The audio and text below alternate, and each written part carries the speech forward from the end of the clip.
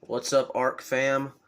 Today I just went into Walmart and picked up the Masters of the Universe First Ones non-movie core Skeletor figure based off of Alkala's artwork.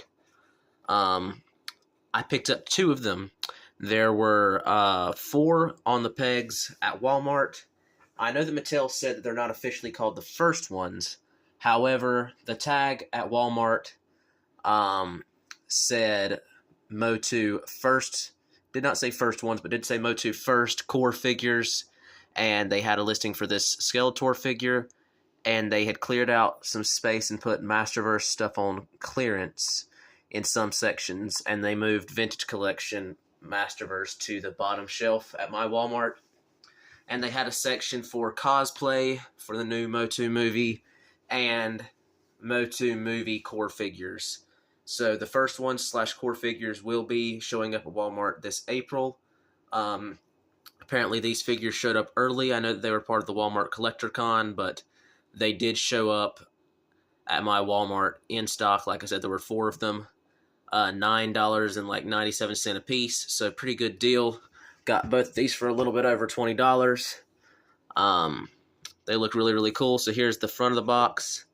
Just has the Master Universe logo at the top in gold, and moving down just has the exploding rocks and says Skeletor, Evil Lord of Destruction, ages 6+ Mattel. Moving one of these around, you can see the backside has Master Universe logo and this Alkala inspired artwork of Skeletor. You have the red Beastman with the blonde Tila in the background coming into Castle Grayskull. The Revenge of Skeletor is the name of the artwork. Of course, this is based off of a 1980s comic book. I'm going to go ahead and rip one of these open and do some comparisons with a few other Master Universe Skeletor figures. I did want to go ahead and show this new packaging beside a MOTU Origins packaging just to show you the difference in scale packaging-wise. As you can see, it's a very different design, but the main blister bubble is roughly the same, 6 inches in height and about 4 inches in width. I'm going to go ahead and show you the Skeletor that I got out of package.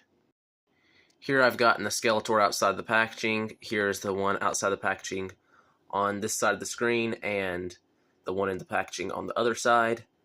I did have to use a figure stand for this Skeletor.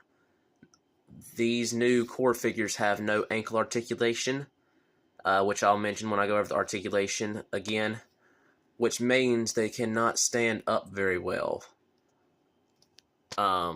without a stand. So, like I said, I got a figure stand right here. Fits like a standard DC Multiverse stand for the foot peg. And here's the Havoc staff outside the packaging. Really cool design on the Havoc staff. Mine is warped out of the packaging. You can see that it kind of turns to one side, just casting this nice gold color. It does not seem to have any of the issues that most of the gold pieces or silver pieces did in Origins with the pearlescence. So that's nice. Looks like Mattel may have fixed that. He also has this nice cape. It's worth mentioning the figure has no ties to hold it down in the packaging.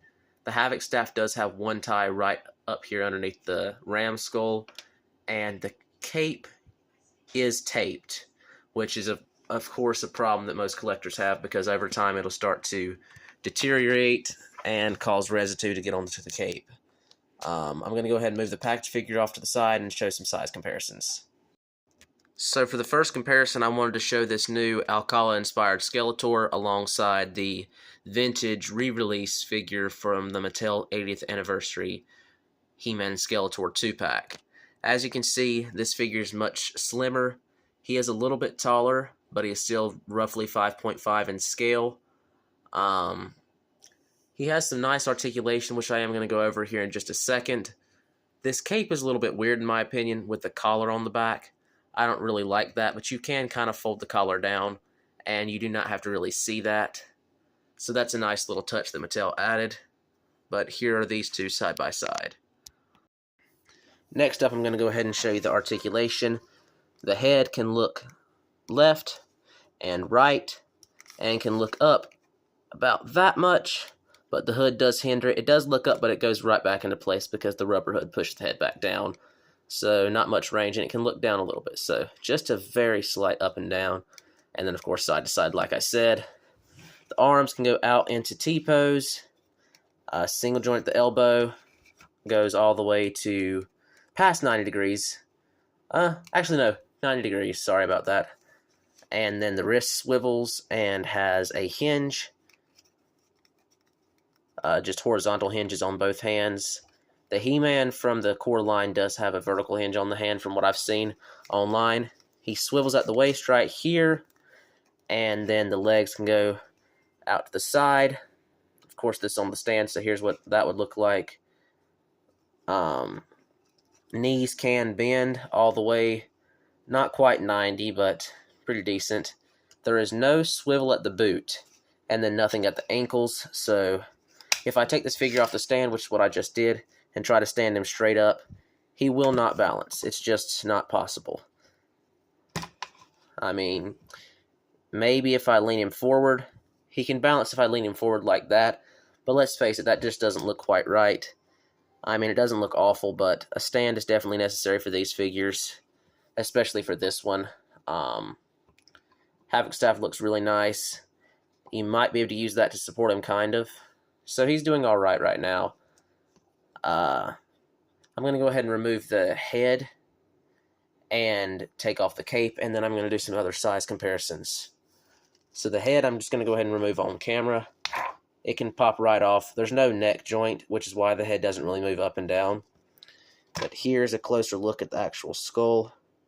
Painted in this nice gold with these very inset eyes. Painted black with the red pupils. Nose looks really good. They could have done with some black detail in the empty spaces of the jaw. That would have really set it apart, but overall it's pretty cool. And then the hood is like a separate rubber piece, and the skull's just glued in, so you can kind of peel that back, and you can see that right there. I think this is an Origins peg size, so I will do some head swaps here in just a second. Here's the cape off the body. It's just a nice piece of fabric that's gold on one side and like this blackish gray on the other side, and it has a golden plastic ring at the top. And like I said, the collar can bend down, so that's what that looks like, or you can fold that up, but up looks weird to have a collar and a hood. I'm going to put the head back on. Should go on pretty easily. Yeah, simple little snap. And the figure is standing up kind of okay right now, so that's actually a plus. Maybe you just have to move it around, get its joints loose, to where it'll actually stand up, because when I first tried to get it out of the packaging and stand it up, it was just falling all over the place. But he's standing just fine with no stand right now. Oh, I say that and then he falls over. I'm going to go ahead and bring in an Origin Skeletor. So here I have the new Skeletor standing alongside the Demogorgon 2-pack from Stranger Things Skeletor. They scale roughly the same height. The core figure's slightly shorter and is quite a bit thinner, but overall they fit pretty well together. I think Skeletor kind of looks better to be a thinner character anyway, so this would go good with Origins if you want like a thinner, more lean skeleton for your collection. Of course, Skeletor should be thinner anyway. The back also has some nice gold paint that continues around that bat motif. And then the armor and the loin piece is removable, which I'll show in just a moment. But like I said, here's how they look together. Head swap I'll go ahead and do just to see how it fits. Of course, the skin tones and armor color is not the same in this particular situation. But of course, there are several different versions of Skeletor in Origins, so you may be able to find one that matches if you want to use this head. So I'm going to go ahead and show you how this head fits on Origins body. Also, Mattel did reveal that they're going to be releasing movie-inspired Origins figures, so looking forward to that as well. So here I have swapped the heads between the two figures. Origins head is too big for this new body. This head is a little bit small. It kind of reminds me of like a shrunken head, but it does fit and articulate very well on this body. It can look up and down and side to side and stuff like that. So for customizers, if you want to use this head, it will fit the Origins body, but it does look a little bit small. I'm also going to bring in a Masterverse Revelation Skeletor in just a second to show you how those heads swap out with each other on the opposite bodies. So here I have this new core Alkala Skeletor alongside the first release Masterverse Revelation Skeletor. As you can see, the head sizes are way more similar. Of course, the size of the bodies are very different, but I'm still going to do a head swap to see how the actual size works on Masterverse. I feel like the Revelation figures had heads that were a little bit too small for their bodies, so if you're like a New Eternia or Vintage Collection collector, you may still think these heads look too small on Masterverse bodies, especially with the newer Vintage Collection chest. Also, the armor is removable on this new figure, but it's way too small to swap with Origins, which is why I didn't even try that.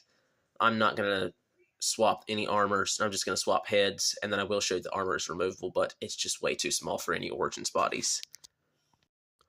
So here I have swapped the heads between the two figures. It is worth mentioning that the head for Revelation Skeletor does fit on this body, but it sits a little bit high, and the head from this new figure sits extremely low on the Skeletor body from Revelation. In fact, he kind of looks straight down and has no mobility in the head because the way the armor is sculpted and the length of the neck, it just doesn't work. If we had a different armor design, I think it'd be just fine, like if it was cut lower like it is on this new body. But with this particular body without customization, it just doesn't really fit.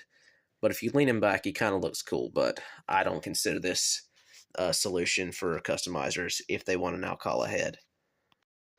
Here we have core figure Alkala inspired Skeletor alongside the Cartoon Collection Skeletor. Of course, Cartoon Collection is slightly larger than Origins, so once again, armors will not swap. But I just wanted to show you how they scale side by side. Overall height difference, and like body size. I will swap the heads, but they don't really fit in with each other in my opinion. He is also smaller than the new 2000X Cartoon Collection figures, so no need to show that in this video. So here I've swapped the heads between the two figures.